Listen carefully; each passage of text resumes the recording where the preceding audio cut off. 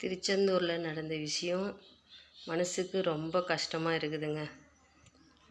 நம்ம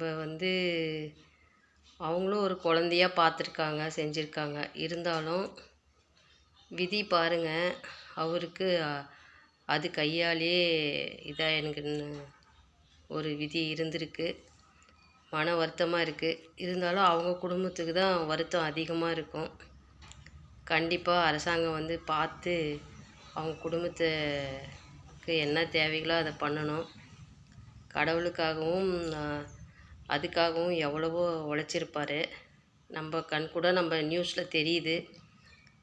என்ன பண்ணுறதுங்க, நம்ம பிறக்கும்போது இருக்கிற சந்தோஷம் போகும்போது நமக்கு ஏதோ ஒரு விஷயத்தை பேடாக சொல்லி போயிடுது. இதுதான் நம்ம என்ன பண்ண முடியும். அதான் வளர்த்த கடை மாறல பாயுதுன்ற மாதிரி தாங்க.